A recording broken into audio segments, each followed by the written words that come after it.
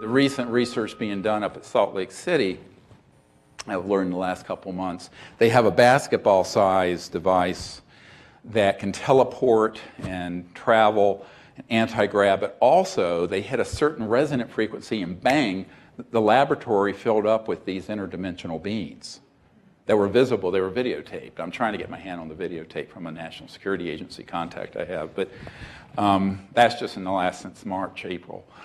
And that's being done in a private lab, privately funded. What that lab doesn't know is that they were doing it in classified US government-supported, unacknowledged special access labs in the 50s, 60s, 70s, 80s. Okay? You gotta understand this stuff. You're not gonna know what's gonna happen, what's coming, unless you do. Then there are these little lovely experiences, psychotronically induced experiences with AI and also holographic man-made beings, thought forms. So this is in a whole basket of technologies. And about 1956, I met with a man who was, back in 93, 94, was in his 80s. And he was sort of a very much an electromagnetic genius prodigy back then. And he developed a system, couple systems. One was a TAC system, technology-assisted consciousness system, where you could switch it on, hook yourself up to sort of like a headset, and go into a remote view state and see any place you wanted to. That was 56. A front company for the CIA called Alphametric Corporation bought it up and black-shelled it and put it into their unacknowledged exclusive use for certain highly classified. And I'm not talking Ed Dames type stuff. I mean, way past what Ed was exposed to. So those systems were 50s, 56, 57, 58. He also said that they had technologies where at a remote distance, they could target somebody, and this is thousands of miles away if they wished, and give them an experience with a being that 100% would seem real.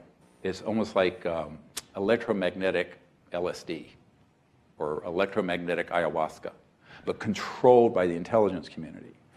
So that, and he said, and I'm quoting here, he said, if we want to target someone so that they have a personal conversation with their personal God, Jesus, Buddha, whoever it is, they'll have it, they'll think it's real, and they will absolutely pass a lie detector test that it's real. That's 50s. 60-some years ago. You got to get your mind around that in order to understand people with the intent to deceive have in their collection of tools extraordinary sciences and technologies that are classified. Now, if I had heard this stuff from one person with credentials, I would have questioned it, but it's from dozens and dozens and dozens of people who've been in these companies and in these agencies. A lot of the really high-end work of that is being done in we'll go through a list, E-Systems, Raytheon, EG&G, et cetera, and so on. So that's what you have to understand. And, you know, and the comical term that's used at the CIA by the people I know there currently is WSFM, weird science and frickin' magic. But at Lockheed Martin, at Northrop Grumman, they just call it PFM, pure effing magic. That's what the engineers call it. It just absolutely looks like magic. So that is what we're dealing with. Now let's go to the next slide. And we're going to get into more detail. Is this too much? You following? Yeah? Well, there'll be time for question later. So when you look at the covert intelligence community's USAPs, you have to divide them into two general areas. You have advanced physics, and these are things that you can think of that are very 3D, 4D, ARVs, electromagnetic devices, programmed life forms that are robotic creatures that are bio-nano genetics. By the way, the state-of-the-art lab for that is Dulce. Cannot get to it by being anywhere near Dulce. There's a connector from Los Alamos underground and also some other UGVs. We'll get into that in a moment, where the underground system is connected. But these are the ones that are really where the action is, trans-dimensional physics, both passive and active. Now, the reason I divide these into passive and active systems is that the passive systems are for intelligence gathering and spycraft. The active systems are for disruption and staging things. Does that make sense? So as we look at these passive systems, you're looking at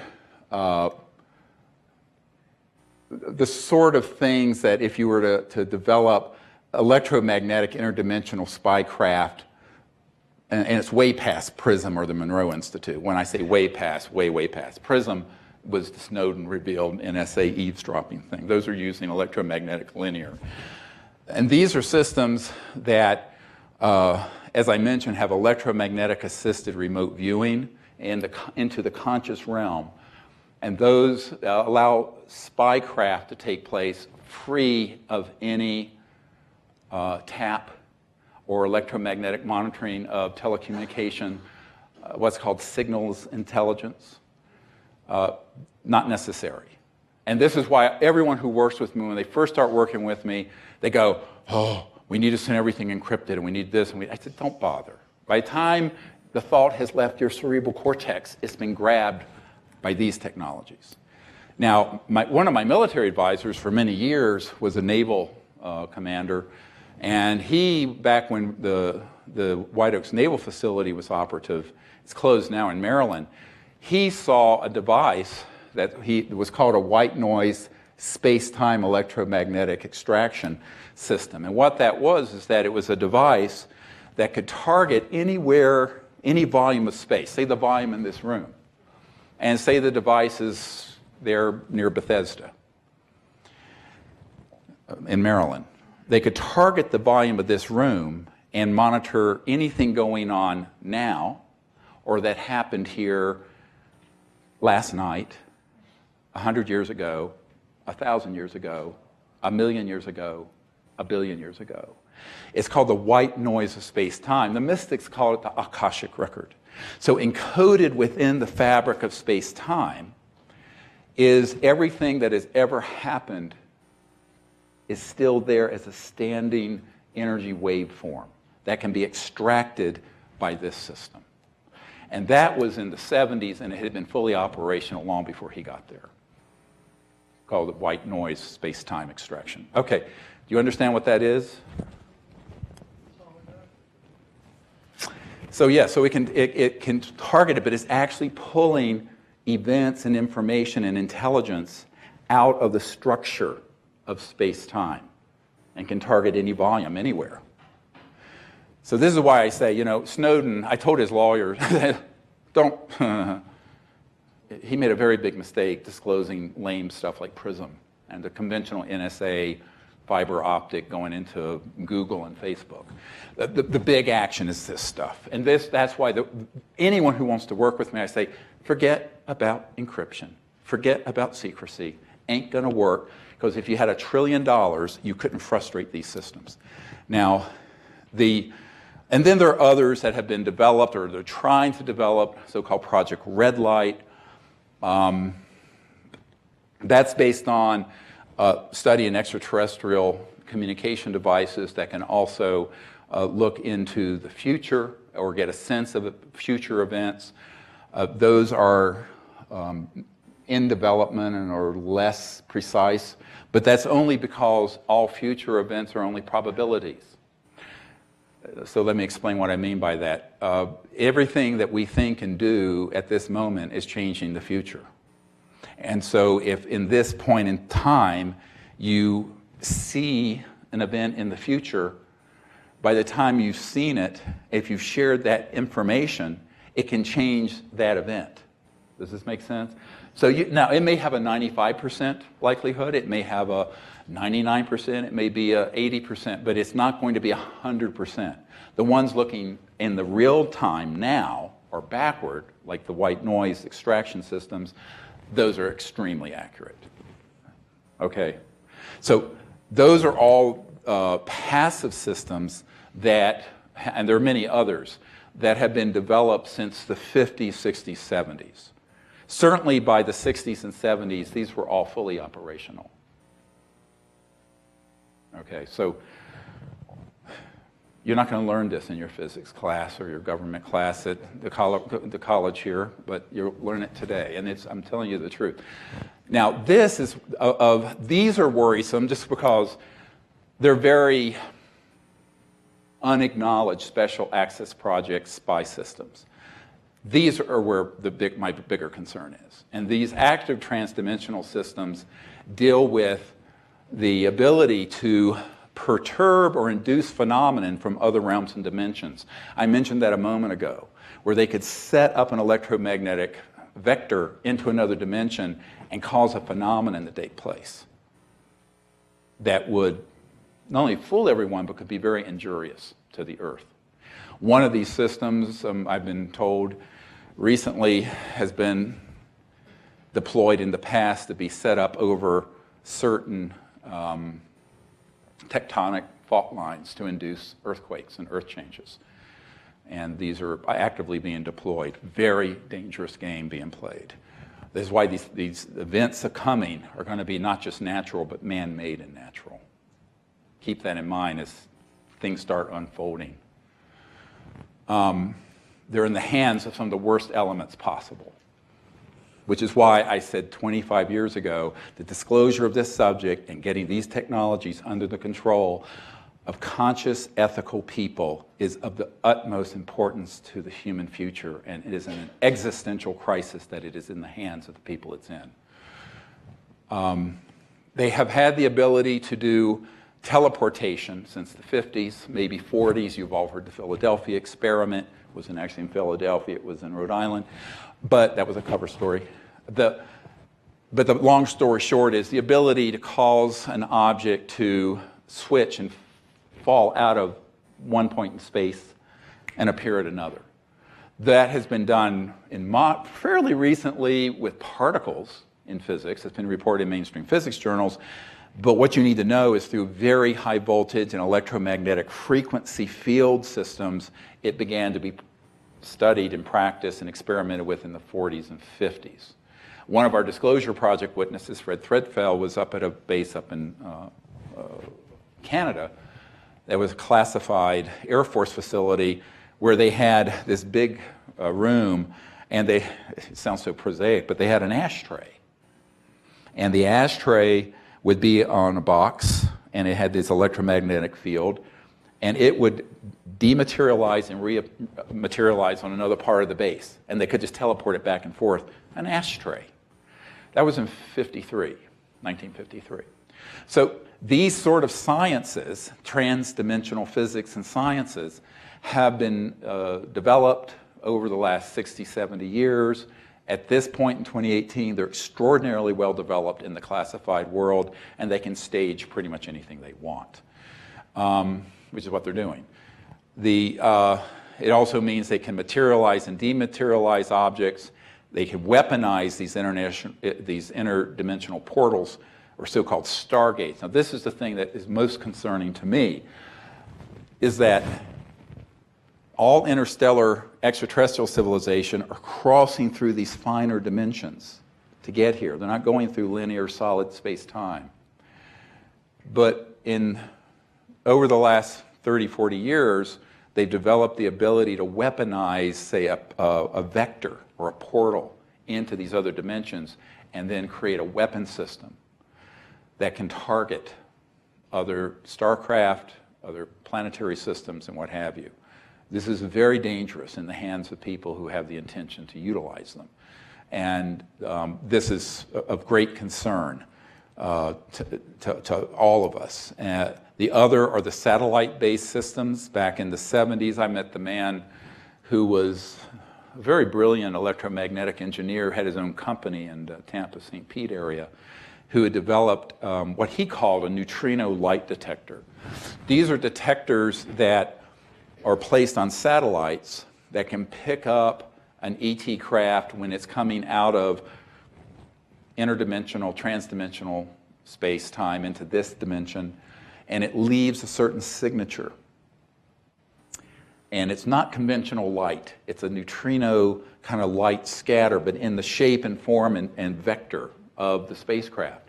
That is then slaved, as they call, to weapon systems that are both in space on satellites and on the ground to target the ET craft and hit it with a very powerful electromagnetic weapon, which is how we've been causing these crash retrieval events to happen. Though you're not going through billions of miles or light years of space and getting here and running out of gas and crashing. I mean, or an electrical storm. They don't know how to maneuver through well, 737s can go around electrical storms.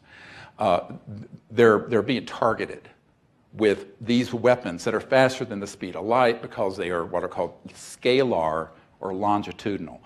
So quick study in that. Wave, like light you're seeing, has a wave function, right? So the wave function is 186,000 miles per second propagating. Scalar or longitudinal, it's a point in a line, and it doesn't have a wave function, and it is multiples of the speed of light. Those scalar systems or longitudinal systems have been developed since the 40s, 50s, 60s, and have been weaponized. That was what was in the little secret radar dome. The FBI memo that we got has now become the #1 viewed document on the FBI website, from the field agent to J. Edgar Hoover about the Roswell event, where it says apparently they switched on a, quote, new radar system, and these things crashed. It wasn't radar the way you think of radar at Denver International Airport.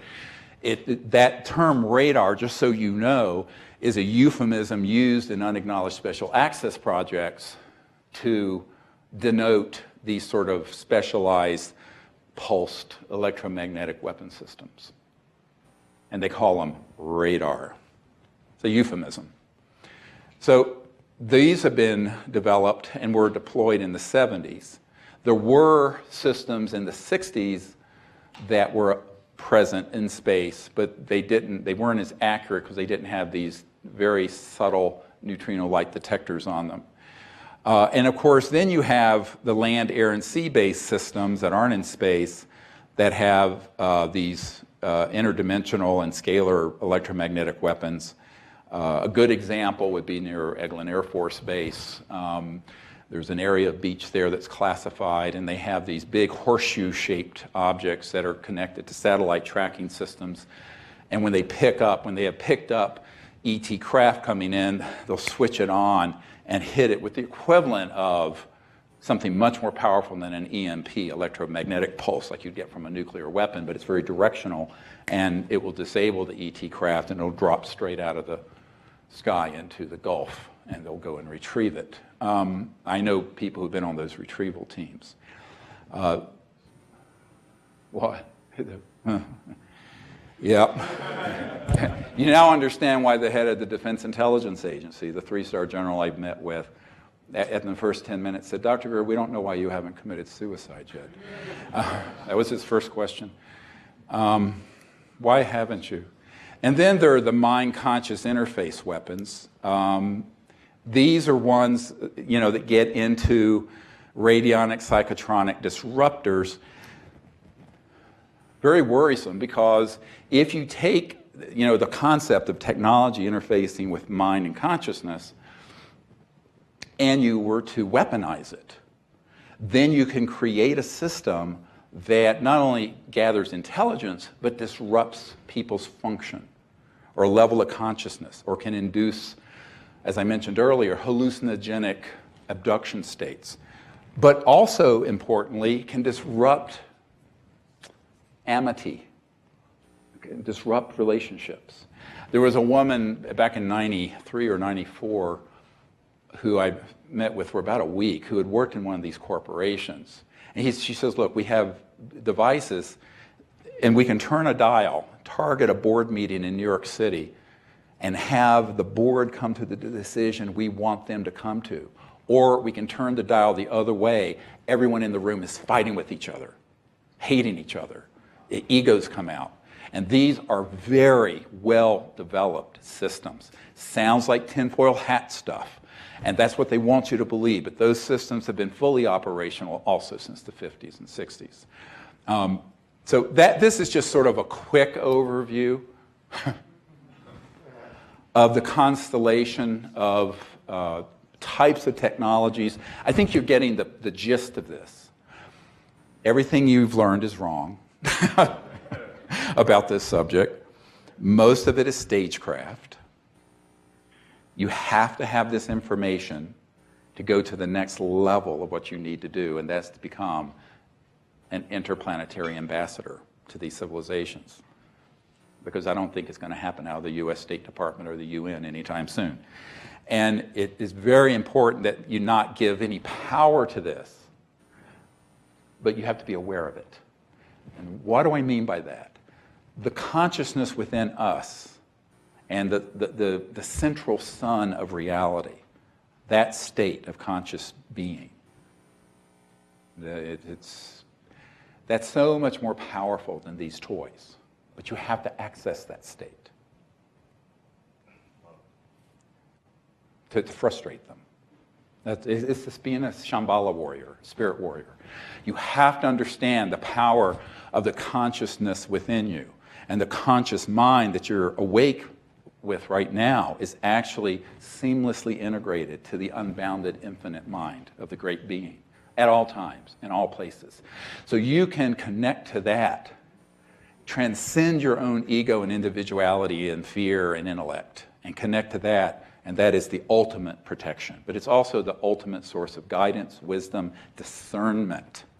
That's why I said it was a very good thing I became a meditation teacher and a student of the Vedas and the cities and what have you before I got involved with this, because otherwise I would have been lost for sure, probably killed too. So this is very important for you to understand as a sort of milieu, sort of the prevailing environment that is extant. It's out there, it's operational, it's fully operational, and it's being deployed all the time. It's the stock and trade of most things ufological.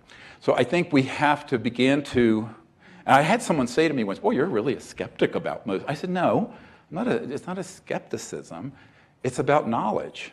I've known all of this since the early and mid-90s. Terrible. Well, and of course, what do you do when you're meeting with a politician? And I had dinner night before last before I flew out here with one of the main editor of Politico and a former ambassador under Bill Clinton and some people in D.C. I have a home in D.C. and I meet with a lot of these kind of folks. And you're trying to bring them up to ET and UFO 101, that they even exist. But they need to know this. But they don't. And it's a huge learning curve. It's vertical. And all of us have got to go through this learning curve very quickly so we don't get fooled again. Imagine this constellation of technologies being deployed to simulate an alien attack, simulate abductions, mutilations, and as Dr. Altshuler, who is a wonderful man who lived here in Denver, I'd stay at his home, and he was remember the Snippy the horse, the original mutilated animal thing? That was him. That was the doctor who researched that in the late 68 or something. He says, "Oh yeah," he says, "I discovered those were covert paramilitary programs doing those back in the late 60s. Nobody would listen." I said, "Oh yeah, of course they are. We know how they're doing it and why they're doing it." It's really funny. Everyone said, "The aliens are mutilating the cattle." I said, "Oh, yeah, right. I know exactly who's doing it, where they're operating out of, what technologies they're using, and they've been doing it since the 60s. Now, to the hysterical public, the aliens are mutilating our cattle and women folk, and they're doing this and they're doing that. I'm going, yeah, well, they're alien, but they're not extraterrestrial. Go back to the previous slide, and you'll see alien is a catch-all. So what part of this is extraterrestrial? What part of it is interdimensional? What part of it innately interdimensional, and what part of it is man-made simulators using very advanced technologies that, who knows how many trillions of dollars, at least 8 trillion in one Michigan State University study recently, $21 trillion in covert money have gone into. Our entire national debt, by the way, would be all set if we could claw back the 21 trillion that have been embezzled into these projects. Yeah. So it's a lot of money. And with it comes a lot of technology and a lot of brilliant people. The smartest people I have ever met on this planet that are not ET have been people who have been identified in high school and college and pulled into a USAP, unacknowledged special access project. IQ's 200 and north. I mean, just geniuses. And what a waste. Because they're spending their lives working for these fascists who have an agenda of World War III being interplanetary, just as Wernher von Braun warned on his deathbed. So if you take all of this in the aggregate and realize that people say, when is the false flag going to happen? I said, well, that started in the 50s. The false flag operators started in the 50s when they developed alien reproduction vehicles, gravity control, then started doing stagecraft simulating ET encounters that scared people, et cetera and so on, 50s, 60s, 70s, 80s, 90s till now. It's all been part of an acculturation and brainwashing and counterintelligence so that people, when they're ready to hit the button, bang, would say, will be convinced that whatever that is an actual hostile alien invasion. That's the basis of it. Now, you've all heard that President Trump recently called for the formation of a space force. And, all right, now, wait. I'm a little long in the tooth, or getting old. I'll be 63 next week. Terrifying idea. Imagine having me as a grandfather. Anyway, and doing, but it's a frightening thought that, or father for that matter. But you know, the Space Force, what he's really doing is acknowledging something that already exists. All right. Whether he knows that or not, I don't know. I doubt it. The people, the men and women I have dealt with for the last 25 or more years who've been in these projects have been in an operational command, Space Command and elsewhere, that have satellite systems first deployed in the 60s that could target ET craft and have been refined and refined and refined. We're on like the 200th generation, I don't know, of refinement of those technologies over the last 60 years, 50 to 60 years. But those exist already. Now, of course, what he wants to do is form a sixth branch of the acknowledged branch. And what I'm concerned about is the people who are maneuvering him to do so are people who are getting ready for this false flag threat alien invasion thing that, of course, we were warned about by Wernher von Braun in the 70s and nobody listened. But I think that's an open preparation. I don't think that he's read into this. So let me explain what presidential intelligence briefings, at least to the extent I've been involved since Papa Bush in 91, 2, and Clinton onwards, is that the people who are read in heavily are people who came into the presidency or vice presidency, the case of Papa Bush or Cheney, from the committee, who had come along through their careers. But most presidents, say Bill Clinton, Bubba came in as a governor from Arkansas. He wanted to be read into this, was denied access. His CIA director was denied access. Subsequently, he was kind of told, leave this alone, and when you're an ex-president, we'll read you in, which is what happened. They didn't trust him in the Oval Office having the information, in other words. His CIA director that I briefed ended up betraying everyone, getting a position with Booz Allen Hamilton, which is a big contractor that deals with this and other things, and took sort of the golden parachute. Most people, if they're threatened enough, or if they're given enough inducements, or both, usually it's both, will take the buyout. In '92, the head of Army Intelligence offered me personally $2 billion with a B dollars to defect. I wouldn't do it. So it's most people are going to take the $2 billion. You know. But I think, I always say, what all this boils down to is integrity, you know, and courage. And you got to have both. And the courage is a lot to ask for from a politician. Never mind integrity. But they know that. The people who are on the Majority Intelligence Committee that handles all this, there are dozens and dozens of unacknowledged special access projects that deal with this. They are sort of silos.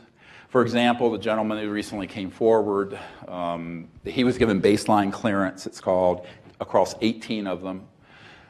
But there, out of 6,000 people, there were only 3 people that had baseline clearance across them. So they're usually very, very compartmented, isolated. One of the things that he shared with me, which was very interesting, is the fact that there's a facility near Lawton, Oklahoma, near Fort Sill, where there's an underground base that has these, one of the spacecraft that was downed apparently in the 80s or 90s, that is being studied to figure out how it cloaks. And you know, he has seen that facility. There's also a facility that where we downed an ET craft outside Seoul, South Korea, and they had to bore a huge facility into a mountain, and there's an ET craft there.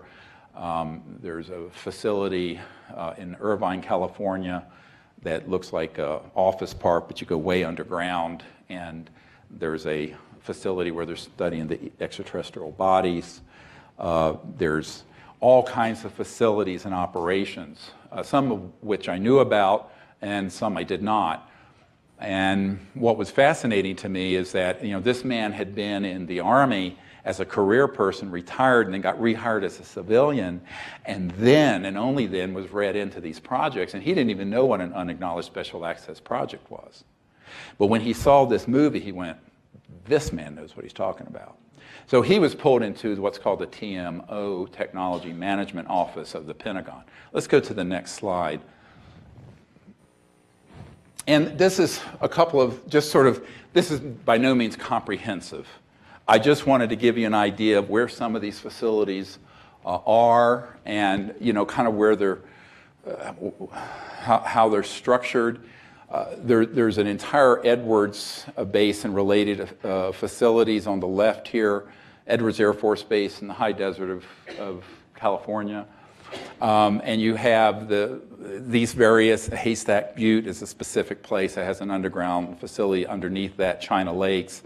George Norton has been decommissioned, Tabletop Mountain, and Blackjack Control. Interesting, Blackjack Control is at Edwards.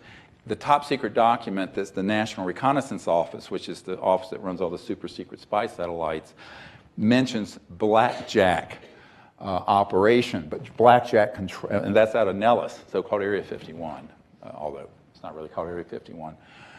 But Blackjack Control is actually at the Edwards facility.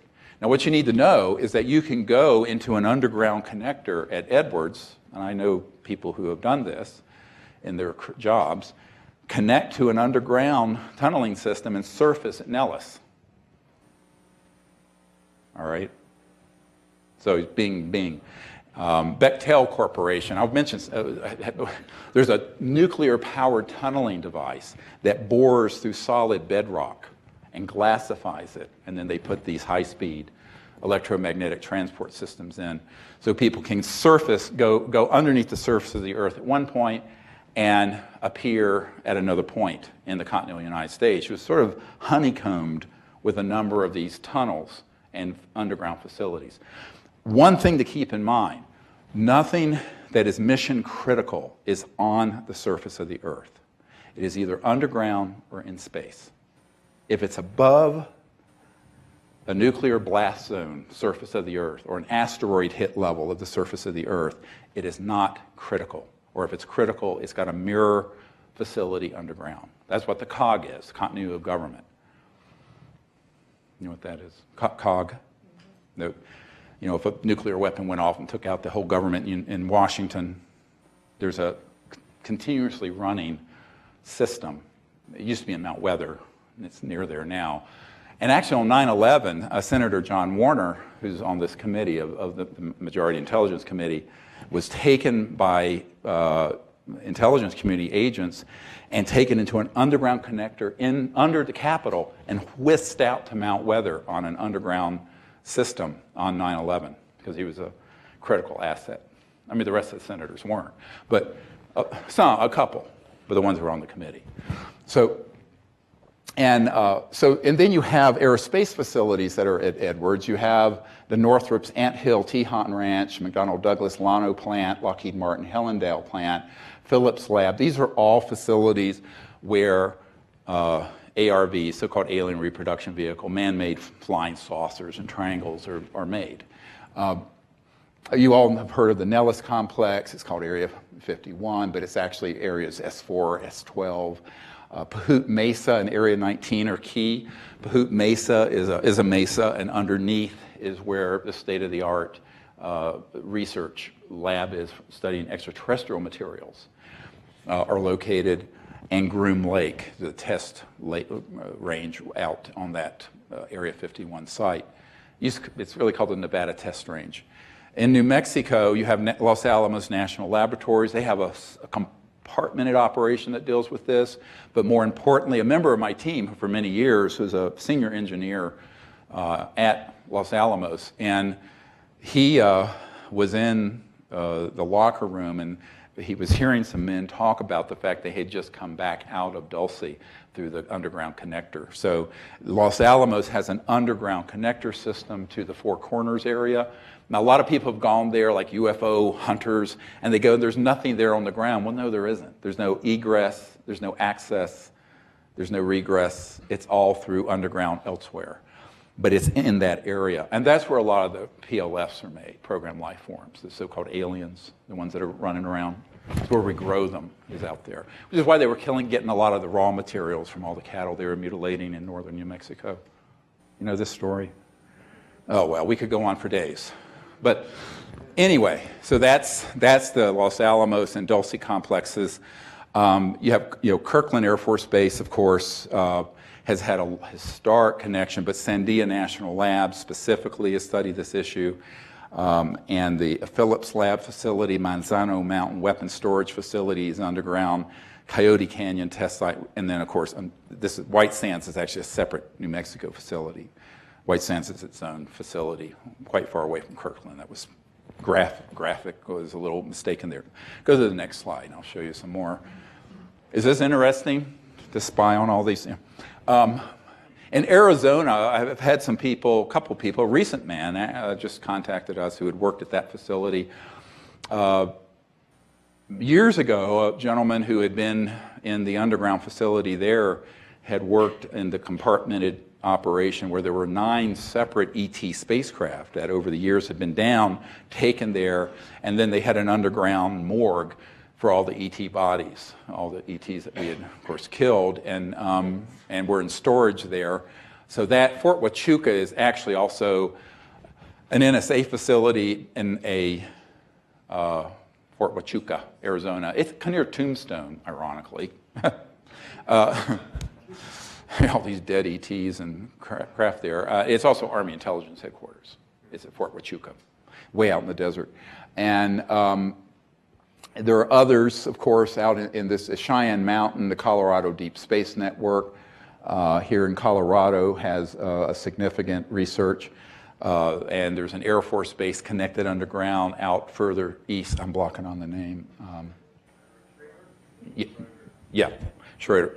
That is very connected to this program. You have the Lawrence Livermore Labs in California, Pine Gap facility in Australia. They're both Magic and Australian, but it's really run by U.S.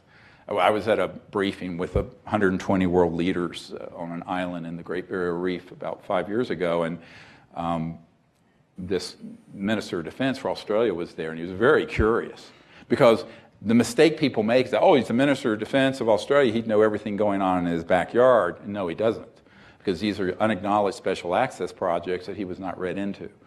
So it was a very interesting series of conversations. And by the way, it's very disturbing.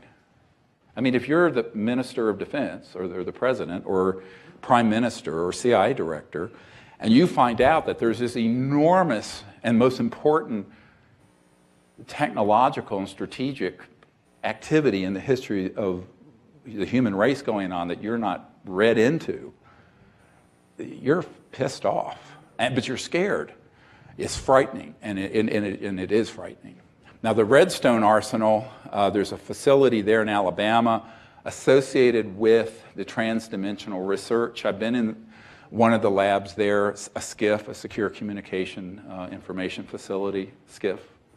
And there are amazing technologies that are being developed there, as well as associated with the Marshall Space Flight Center.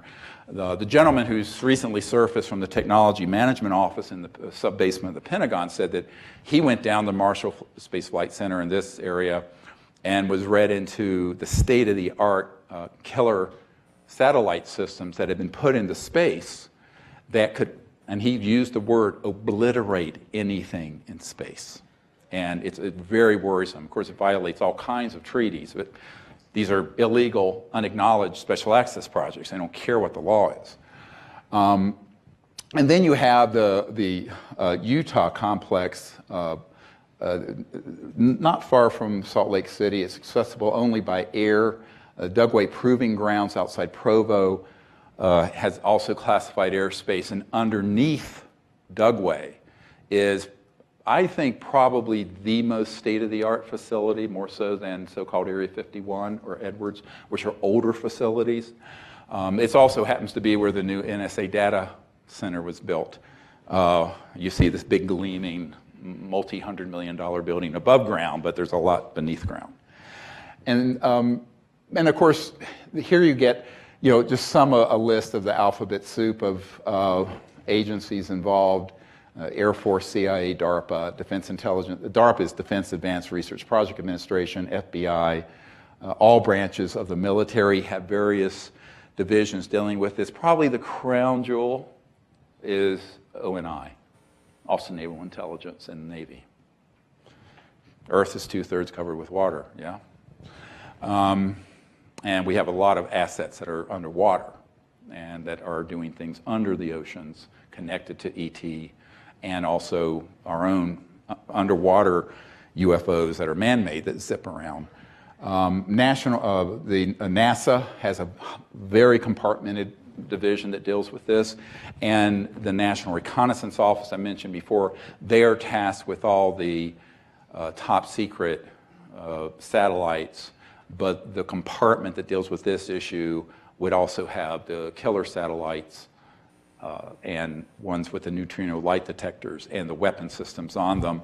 Of course, the National Security Agency has some compartmented operations dealing with this, and the various space commands, which have now, of course, Trump's calling for the Space Force. The Technology Management Office in the sub-basement of the Pentagon's been around for a long time. It's way deep underneath the Pentagon. It's an unacknowledged area. There's a facility here in Irvine near I-5 and Forest Lakes Boulevard. It looks like an office park, and that's where there's a big underground research facility for the ET bodies. And I mentioned this underground base near Fort Sill, Oklahoma, where there's an ET craft being studied for its cloaking or materialization, dematerialization abilities. And then I mentioned before Seoul, South Korea. The Research Triangle Park in North Carolina has an Army Science Research Center there, Dr. Rayburn Scott and others. What's interesting about that is that, people don't realize that the Research Triangle Park, North Carolina, is the highest number of PhDs anywhere in the world. And there are a lot of classified facilities in that area, in my home state.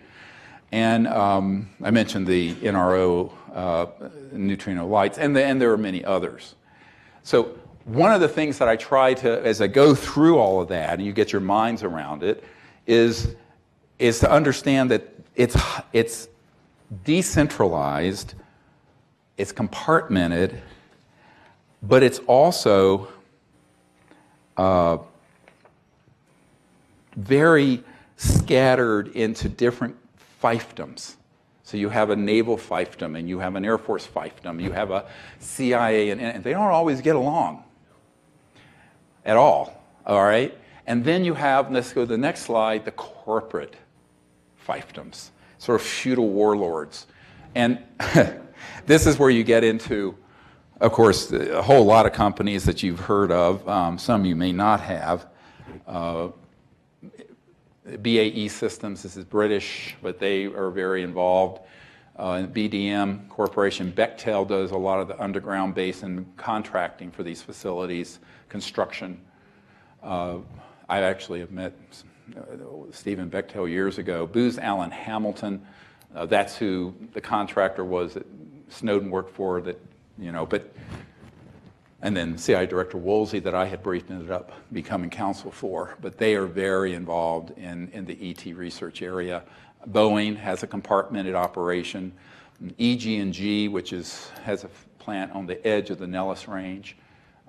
They do a lot of in fact, the early anti-gravity craft that we built that were man-made were EG&G. This one. E-Systems, which is now part of Raytheon. The brothers, I knew the executives at E-Systems, and they were telling me about the kind of technologies they had that had to do with these electromagnetic weapon systems and mental interface and all kinds of transdimensional systems. And the two brothers that had founded E-Systems were not getting along, and so rather than let that split apart and have the box open up to the public, Raytheon bought them. Lockheed Martin, they have various facilities, including in the Denver Research Center here, has a component that deals with the extraterrestrial research. It's compartmented. McDonnell Douglas has become part of Boeing. MITRE Corporation, North American Rockwell, Northrop, Phillips Lab, Raytheon, TRW, and many others. All these corporations have a piece of the pie, and they get, for example, I know a man who was an auditor for the US government looking into Northrop Grumman's books, and there was a huge amount of unaccounted for spending. And he was told, this is a need-to-know basis. You don't have a need-to-know, so he basically just rubber-stamped the accounting. So what happens is that the money is run a little bit like a mafia. Now, not on this list, and it could be another list, are affiliated criminal enterprises. Okay, call them ACEs. They're just affiliated criminal enterprises. And these ACEs are ones that deal with the movement of drugs around the world, weapons, arms merchants, things of this sort, so weapons of mass destruction, things like this. That's real. It's not a conspiracy theory. The day before I was going to brief the head of intelligence for the Joint Chiefs of Staff, I was asked to go to a meeting in Crystal City, right near the Pentagon, with a former member of Congress who was one of George Bush Sr.'s consigliares, I mean, one of his real advisors, but a man who also had, I should have had on this list, SAIC, Science Applications International Corporation. So he was an executive with SAIC, Science Applications International Corporation. And he told me, he said, "Do you realize how dangerous this group is?" I said, "Yeah, I'm quite aware of it." And he said, "Well, there's an army," this was back in '97, 21 years ago. There's an army of about 8,000 men that do nothing but move contraband and drugs around the world in classified airspace and classified aircraft. And we have already killed 2,000 of them, 1/4 of them, for minor suspected security breaches. He says, and this is why this guy had just retired and gone to France, this SAIC executive. But it creates an enormous cash flow because the global drug trade sort of rivals the oil trade, but except it's not on the books. So you have black money from the US government that goes into these projects from every, not just the military intelligence, Homeland Security, CIA, but also from HUD, as Catherine Austin Fitts and others have described.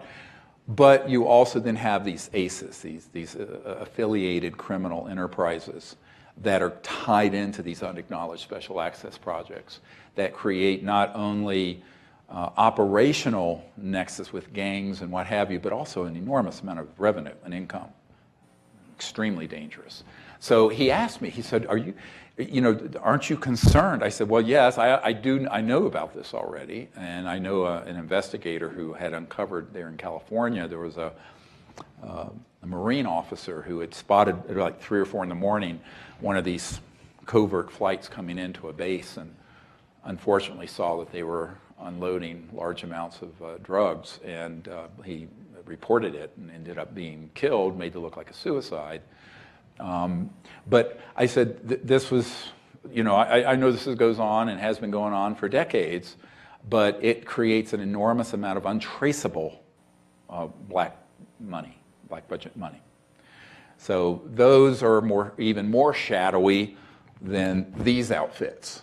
And unfortunately, the public is, one of the reasons, in my opinion, as a public health concerned medical doctor, that drugs are illegal is that they want to maintain the monopoly from these criminal enterprises. Because every study has shown that criminalizing drugs of any kind is actually counterproductive, but of course it makes it very expensive and very exclusive for a certain criminal element, which would redound to the benefit of the darker end of this operation. So this is sort of a quick 2-hour trip through the classified world, the facilities. There's certainly much more information. The key takeaway here is the technologies that sound like, would look like magic that could deceive you and the public have been developed since the 40s and 50s. And so there's in the back of your mind, as things begin to unfold over the next months to a few years, keep that in mind at all times. Keep it in mind at all times. On the other hand, there are extraterrestrial civilizations that are observing this, but we have created a very big problem. And I don't often talk about this, but this is something that certainly those of you doing the Close Encounters of the Fifth Kind initiative, which is our ambassador team that goes out and makes peaceful contact with these civilizations, needs to know this, is that these civilizations do want to interface with us, but they're likely to interface with us most in these other dimensions, because when they come into 3D, they are tracked, targeted, and hit. Now, we have had one almost disaster at Mount Shasta a few years ago, and we had a luminous light ship that was emerging up from the volcano towards us, and we all got up and were communicating with it, and suddenly we, from a very high altitude airborne craft, there was a burst of energy.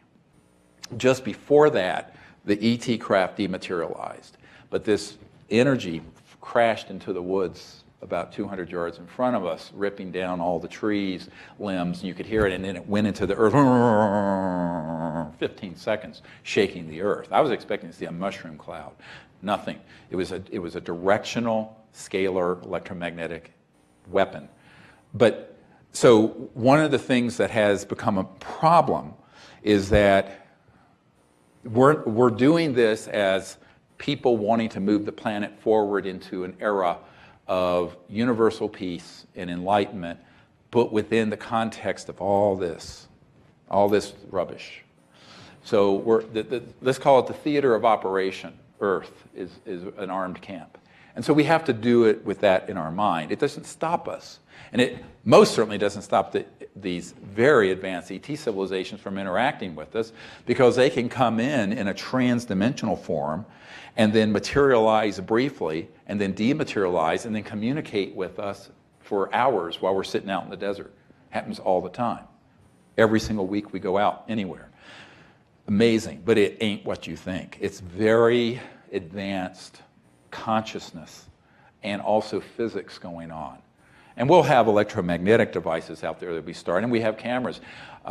You may have seen from the webinar last month that we did in Arizona of this ET being that appeared in our circle in Arizona about this time last year, and we have a great photograph of it. And all that was seen with the naked eye was a burst of sort of a red sphere. But a camera was open, the lens was open. And here is this ET, sort of triangular shaped head, large, sort of a tunic on the chest, and appeared next to this man, an older gentleman who had had a permanent hearing loss for many years. And he continued to have contact with that ET all throughout the night. And the next morning he came crying into the session and said, "My hearing is totally normal." And it is still. So we have amazing experiences with these ETs that are actually very compassionate and very enlightened and really incredible civilizations. They get a bad rap because of what I call alienism, which is that slide where I showed all the things that are thought of as alien that are being man-made or not ET or other dimensions.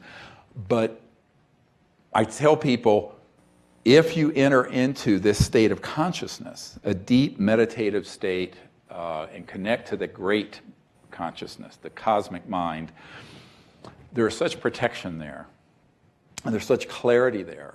And if your intent and your heart is, I hate to use the word pure, but if you have a clear and pure intent of why you're there, these civilizations will contact you. They're not interested in people who just are curious, and they're not interested in people who are wanting to get their technologies or shoot them down, and they're not interested in racists. Now, what do I mean by that? What has happened is the human roots of racism are very well known. It goes all the way back to the part of us that are monkeys, that organize into warring troops because one's a little different from the other. So this tribalism that has infected the human situation is sort of the original sin of humanity, where one group kills another and organizes against one another in what's called warfare, for one silly reason or another, religious, ethnic, racial, blah, blah, blah, blah, blah, blah.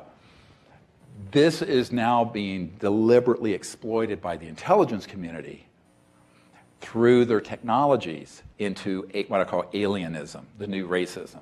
This is not politically correct, well, I don't know, in some circles now, you never know, to be overtly racist or to be overtly homophobic or overtly misogynist or overtly anti-Semitic or whatever it is, but it is okay to be overtly alienism racist.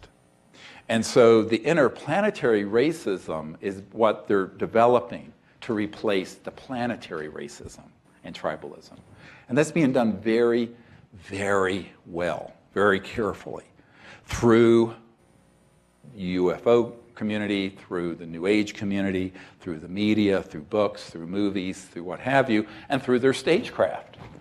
So we have to sort of step back, take a look at this and go, I wonder what's really going on here, and not get fooled again. With that, I want to emphasize, I am not saying that all civilizations from other star systems are happy with us. I would say they are quite unhappy. Not with the Earth and humanity per se, but with the direction the planet is going in. That's a big distinction. Because when we first started detonating atomic weapons and then developing these other classified, faster than the speed of light weapons and deploying them into space, this became an existential threat to them. To them. There are planetary systems out there that are interplanetary in their capabilities that don't even have a concept in their bioevolutionary track of war or murder. It's just not there, like we do from monkeys. So we have to understand that if you were to look through ET's eyes and step out into space and look at the last 150 years or 100 years of this planet, where we've gone from, muskets and what have you to thermonuclear weapons and other weapons, and now these USAPs that have these amazingly advanced but potentially interstellar reaching weapon systems, you could understand why they'd be less than amused. Now, this is not to say, don't conflate this as a simplistic statement. It means that there are civilizations out there that are providing a check and a balance. And also they have a plan, another whole plan that's called Plan B.